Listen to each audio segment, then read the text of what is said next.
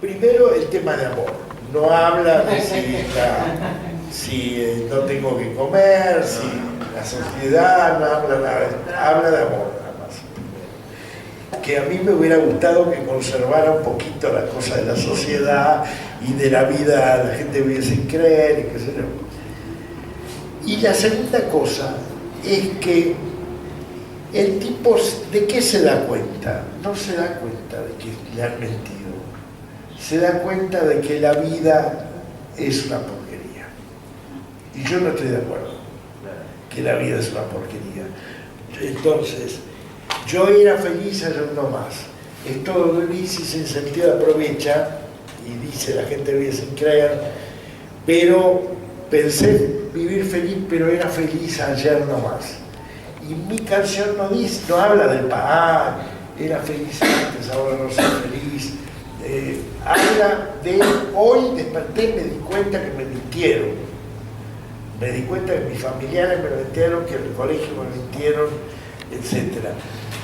Y entonces yo me digo, hoy debería haberme tomado 5 minutos y haber escrito una versión. Pero bueno, gracias a esta versión, con la plata que ganamos con esta canción, le pagué la primera guitarra la primera guitarra a Papo, la primera guitarra a Claudio Gavis, la primera batería, estamos hablando de instrumentos buenos, una Ludwig para Pomo, una Telecaster para Claudio Gavis, una Gibson para Papo, una Gibson para Miguel Abuelo, todo eso gracias a que esa canción, como él compró ese disco, 250.000 tipos compraron ese disco.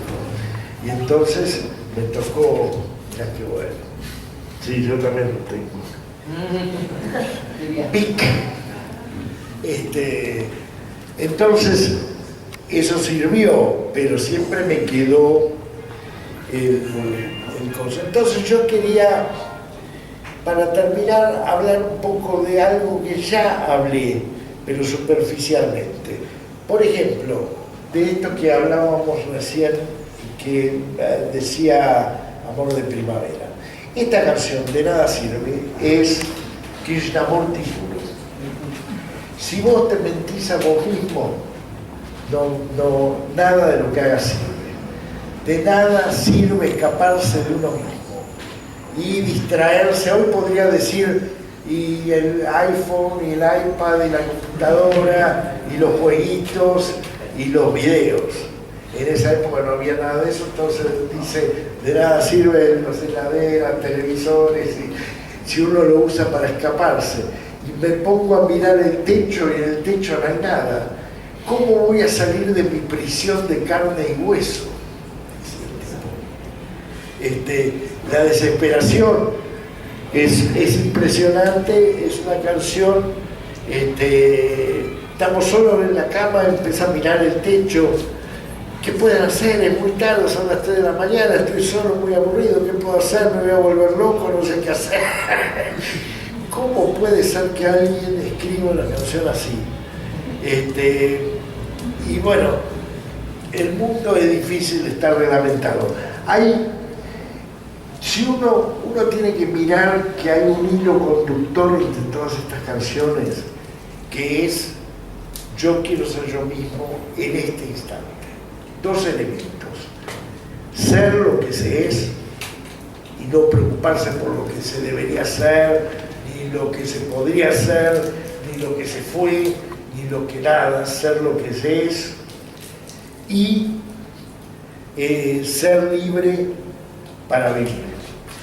Y ustedes van a ver en todas las canciones que pasa lo mismo.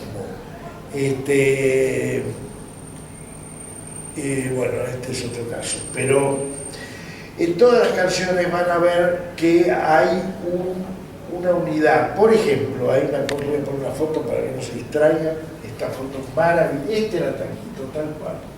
Ahí le ven la cara de negro, ¿no? Los labios gruesos, las narices. Bueno, y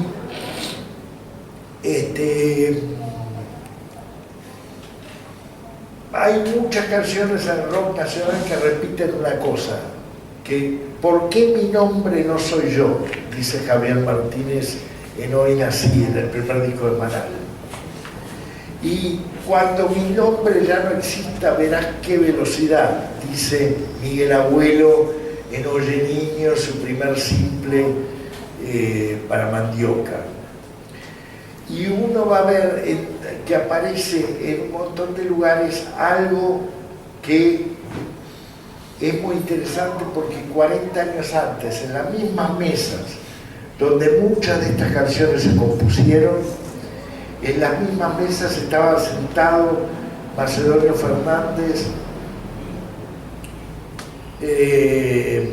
Scalabrini Ortiz, Borges, Sul Solar, Leopoldo Marechal y otro montón de tipos que tenían 20 años e iban a la Perla a divagar con un maestro, el maestro de ellos era Macedonio Fernández, que era mucho más grande, que hablaba de la inexistencia del yo, hablaba de que el yo no existe, porque el que soy yo en este momento, al instante siguiente ya no soy más, mi sangre cambió, mi piel cambió, se despellejó y se creó piel nueva, sangre nueva, todo el tiempo estoy transformándome, todo se está transformando permanentemente.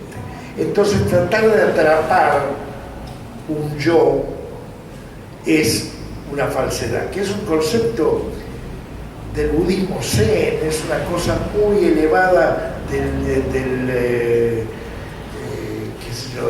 misticismo islámico, de Rumi, de cosas que después todos leímos mucho, eso, el Tao Te Ching, del taoísmo. Todos hablan de eso, de que el yo es una materia que se escapa, que en realidad la realidad se nos está yendo de los dedos. Y de eso hablan todo el tiempo estas canciones, porque las grandes preguntas que nos hacíamos eran las mismas que se hacían de estos tipos. Y entonces es increíble que, a ver, por ejemplo, el primer tema de Manal, grabado por Manal, que es además grabado por Mandioca, Jorge Álvarez, que es una cosa totalmente, una especie de gritería de 5 minutos, en un momento donde las canciones no podían tener más de 3 minutos. Ustedes saben que cuando hicimos Diana Divaga, el primer simple de Los Abuelos de la Nada, tenía casi 5 minutos la grabación original, y cuando lo escuchamos por radio descubrimos que tenía 2 minutos 45. Le habían cortado con 2 tijeras, habían hecho chac y habían sacado pedazos enteros del tema, porque no tenía que pasar de los 3 minutos un tema para pasarlo por la radio. Y estos flacos hicieron un tema de 4 minutos no sé cuánto, y del otro lado otro de 5 minutos no sé cuánto. Y esta letra arranca con curvas en este tiempo que nunca podré entender. Esto parece fácil, la sangre vino de ayer. Yo una vez estaba hablando con Alfredo Rosso y él decía, bueno, hay varias versiones, porque en algunos libros dice tú vas en este tiempo. Lo pusiste. Que dice 3 siglos de Mirá. Y en realidad es porque este tipo estaba leyendo a Einstein, la teoría de la relatividad. Y la teoría de la relatividad dice que el tiempo es curvo y que teóricamente es posible viajar en el tiempo, porque como el tiempo es curvo puede volver a tocarse el pasado con el futuro y todo forma parte de un mismo circuito. Y entonces cuando Javier leyó eso, dijo, no puedo entender esto, que el tiempo es curvo, ¿entienden? Y empezó a fantasear con el tiempo de ir al tiempo de un faraón y volver hacia atrás y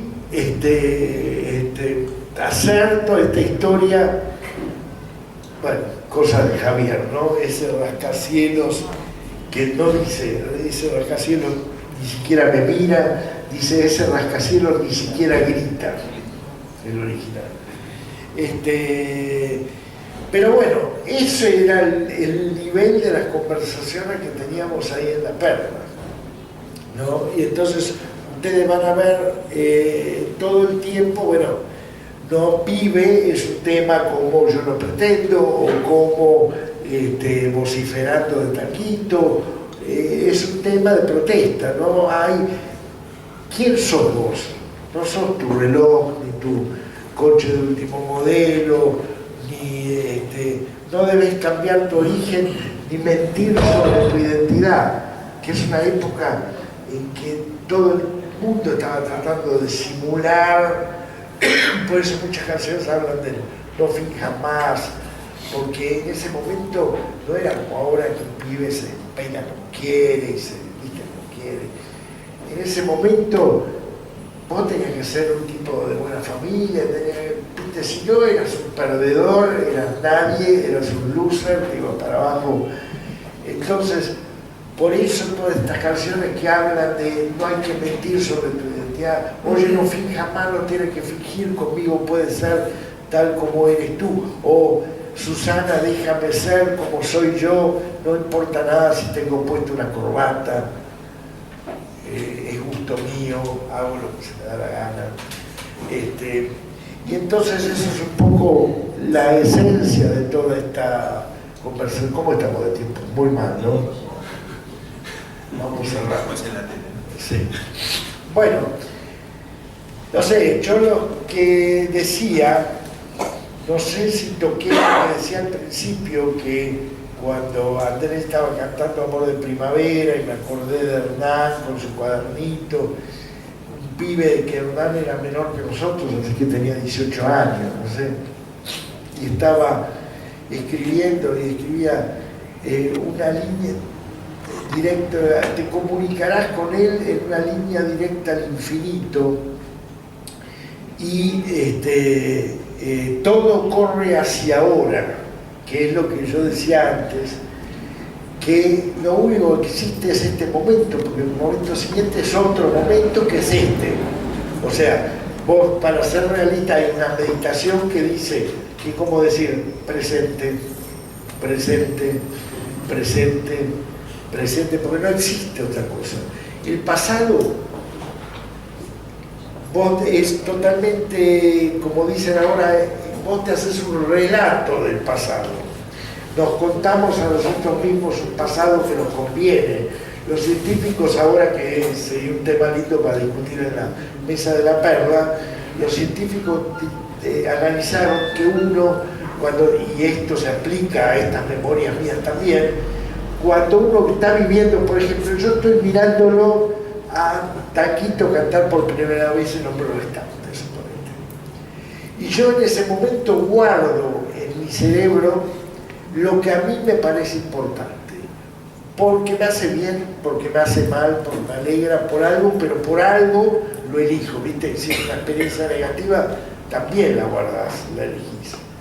Después, hay un proceso que queda en la biblioteca del recuerdo, estos 40 años estuvo esperando para que yo lo cuente acá. Entonces pasan 40 años donde está un poco a merced del bibliotecario, que todos tenemos adentro, eso que yo guardé. Y después, hoy lo traigo, lo revivo, y lo revivo a mi conveniencia de hoy. Entonces hay 3 etapas en las cuales puedo mentir con la memoria. Y no es, por eso el momento de este momento, que todo corre hacia ahora, es fundamental, porque es el único que no es mentira, porque el pasado nos lo contamos a su manera, a nuestra manera, y el futuro no llegó.